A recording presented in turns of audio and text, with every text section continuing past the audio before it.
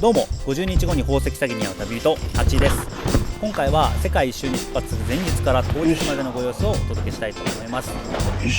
世界一周する前に普段あんまり会えない友達と会いたくて、自分で出発式を開くことにしました。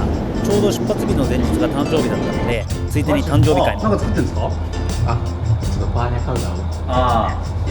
そうですか。友達といるときはいつもこんな感じでふざけてます。今回はイベントという形で開いたので、料理の準備からドリンクの提供まで全部一人でやらなきゃいけなくて、めちゃくちゃ忙しかったです。それでも小学校の友達からフリーランス仲間までたくさんの人が遊びに来てくれて、めちゃくちゃ嬉しかったです。わざわざ来てくれたのに片付けまできちんと手伝ってくれました。本当にありがとう。最後に撮った集合写真がこれ。みんな笑顔だったのでやってよかったなと思いました。夜は大学の同級生が集まってくれて、二次会で居酒屋へ行きました。本当にいい友達です。じゃあこの素晴らしい世界にいい工夫が全然思いつかなくて、乾杯の温度が火になっちゃいました。次はもっといい温度が取れるように精進します。うめえ。ハイボールってうまいよな。うまそう。出国前の貴重なお刺身です。なんとサプライズでケーキを用意してくれてました。おまけにプレゼントまで。しかも裏側にはメッセージカードがついてました。ありがとうございます。いつも俺ちなみにプレゼントの中身はレトルトの日本食セットでした。海外で日本食が食べたくなった時のためにわざわざ用意してくれたみたいです。こうやって友達に誕生日を祝ってもらうのは、いつになっても嬉しいですよね。次のお店で別の友達も合流して、無事に3次会も終了しました。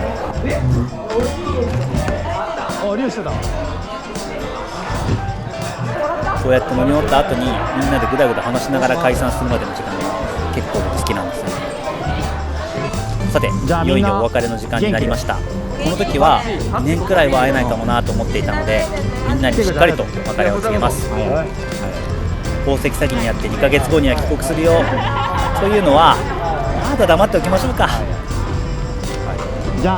ふと思いついて決めた出発式と誕生日会ですが、たくさんの友達が来てくれてめっちゃくちゃ楽しい一日になりました。こうして構ってくれる友達がたくさんいて、僕は幸せです。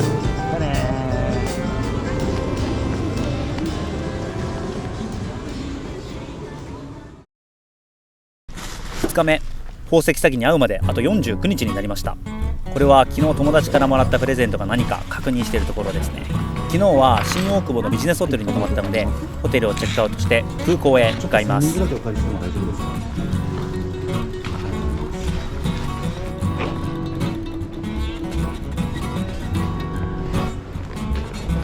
普段全然鏡とか見ないんですけど、ちょっと大きめの鏡があるとなんか身だしなみを直しちゃうんですよね。これって僕だけですかね。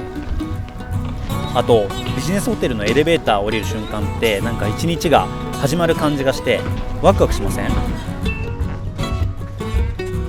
しないか。ホテルをチェックアウトした後は電車に乗って羽田国際空港へ向かいます。別にいつも歩いてる東京の街と変わらないのに、日本の風景ともお別れだな。しばらく日本に帰ってこないんだなと思うと、なんだか寂しく感じました。日本に住んでると当たり前だと思っちゃうけど、日本の電車ってめちゃめちゃすごいですよね。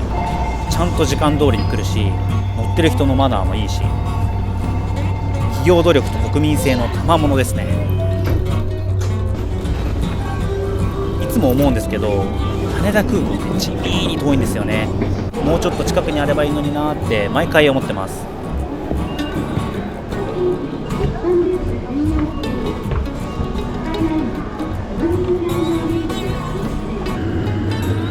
そんなこんなであっという間に空港へ到着しました。ここから世界一周が始まるのかと思うと、なんだか感慨深いですね。第一旅客ターミナル。2ヶ月後には帰国するんですけど、始まるな。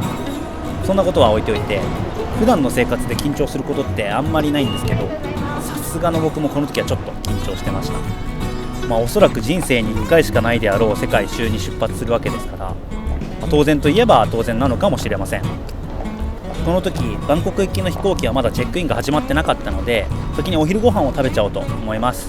出国前だし、できれば日本食が食べたいなと思って探してたら、とんかつのサボテンを見つけました。まさかここまで高いとは思わなくて、空港の力を思い知らされました。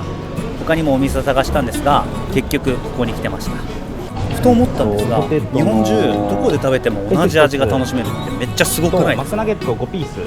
ちなみにマックナゲットのソースはマスタード派です。はい、ありがとうございます。ありがとうございま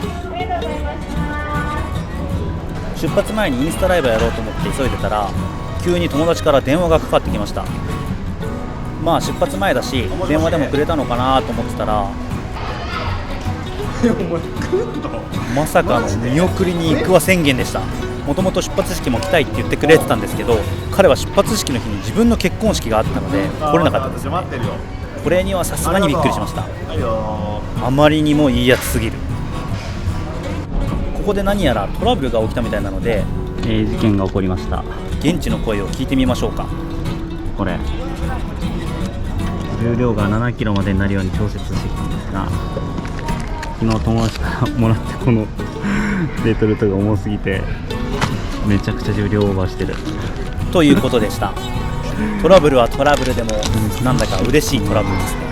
まあ実際荷物の重さなんかどうにでもなるので全然大丈夫です。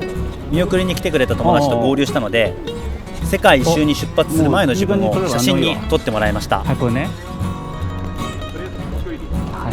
その写真がこちら。世界一周が終わって帰ってきた時にここからどんな風に変わってるのか楽しみです。あ、いいね、いいですね、タカさん。重量のトラブルもあったので、この時点で時間はもうチェックインのギリギリ。でもこういう時に限ってカウンターって混んでるんですよね。なんとか間に合うことを祈って列に並ぶこと数十分。ついに僕の番が来ました。間に合わなければ僕の世界一周はここで終わり。頼むから間に合ってくれ、はい、果たして結果は。ありがとう。じゃあ達者で。なんとか間に合ったみたいですね。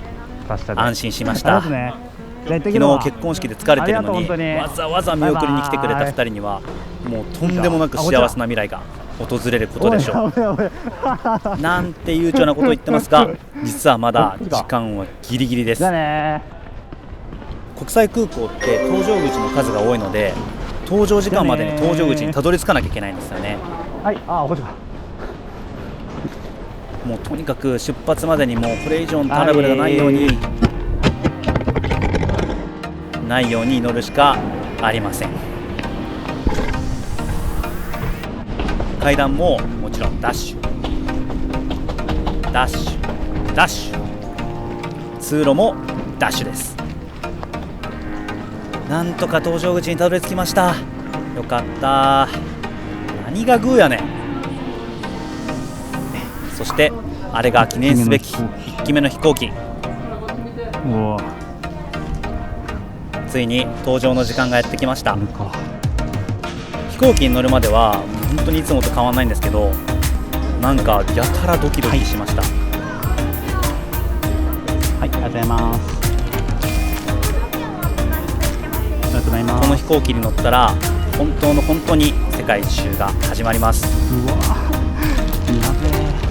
いつか人生のどこかでできたらいいなと思ってたことが現実として始まろうとしてます。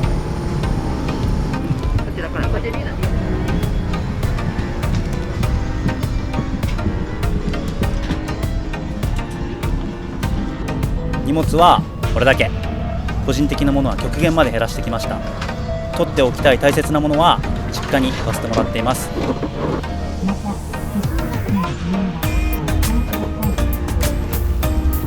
ついに離陸。日本を飛び立って世界一周最初の国タイへ向かいます。隣の席を2つとも空いてました。いい旅になりそうです。好き勝手に生きる僕を応援してくれる友達や家族への感謝を忘れずにいろいろな景色を見てこようと思います。それにしても疲れたな。ご視聴ありがとうございました。動画の高評価、チャンネル登録よろしくお願いします。次回もまた見てね。バイバーイ。